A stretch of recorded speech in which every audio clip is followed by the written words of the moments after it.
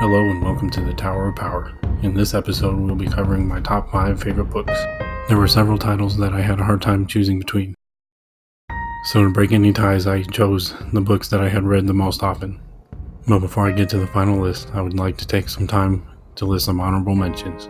First is The Lord of the Rings. I really love these stories, but the perceived reading time always feels really long to me. Some other noteworthy titles would include the Divergent novels, the Left Behind series, both the children's novels and the adult novels, and The Magician's Nephew. Now on to the top 5 list, starting at number 5 with The Bronze Bow by Elizabeth Spear. This children's novel follows a boy named Daniel after he witnesses his father murdered at the hands of a Roman soldier. Daniel then sets out to take revenge on the Roman soldier for killing his father, but after witnessing a miracle performed on his sister, he decides to forgive the soldier instead. Coming in at number 4 is the Jurassic Park novel by Michael Crichton.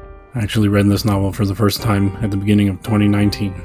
I had always wanted to read the Jurassic Park novels, but had never gotten around to it until I watched a video on another channel that had me too interested not to read them. I absolutely enjoyed seeing the contrast between the original story and the classic 1993 film. I also thoroughly enjoyed the hyperrealism that Michael Crichton used to write the story. At number 3 is its follow-on novel, The Lost World. This is another novel that I had not read until recently. This novel has one of the most memorable Jurassic deaths, in my opinion. If it wasn't for some convenient rewriting correcting the end of the original novel, this probably would have been my favorite novel of all time. Before we get to the final 2, I would like to hand you off to my wife, Victoria. Hello, this is VV Power. My top favorite books include The Hobbit, the Lord of the Rings series, and the Divergent series. If you can't tell, I quite enjoy fantasy and sci-fi series. However, I also like mystery, drama, action, various other topics.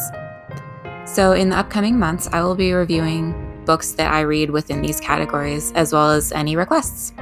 Most recently, I have read the How Not to Diet book by Dr. Michael Greger. He provides lots of tips to help aid weight loss as well as maintaining a lower weight through practical things that you can do to your diet every day. I'll be reviewing his book and provide what I feel are the most practical and easy to apply tips that I will be doing myself. Thanks, Victoria, and now back to our final 2. Runner-up goes to The Iron Lance, Book 1 of the Celtic Crusade novels by Stephen Lawhead. This book follows a young man named Murdo, who is left in charge of his family's land after his father and brothers leave to take part in the Crusade of the Holy Land. Not long after they leave, their land is wrongfully taken, so Murdo sets out to the Holy Land to find his father and brothers to bring them back.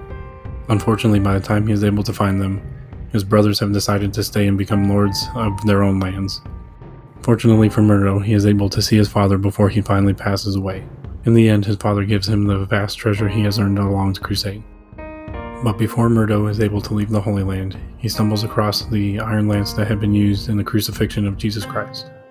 Switching this lance out with another one that he had made earlier in the story, he uses the decoy lance to earn favor with one of the main leaders of the Crusades. He hopes that this favor will allow him to reclaim his homeland.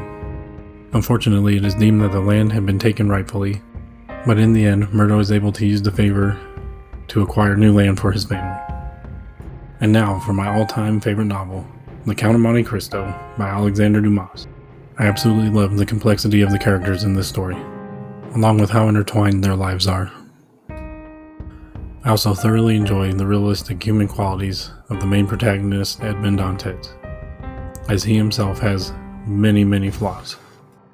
So those are my top 5 favorite novels. Over time, I'll make more videos going a little more in depth into each of the stories listed. Thanks for watching our video. I hope you enjoyed the list, and feel free to let us know your favorite stories. We are always looking to expand our horizons. In the next video, we will be doing our top 5 favorite films, followed by a breakdown of the first 5 chapters of the Casino Royale. If you are interested in hearing more, feel free to subscribe. Once again, thank you for your time, and have a great day.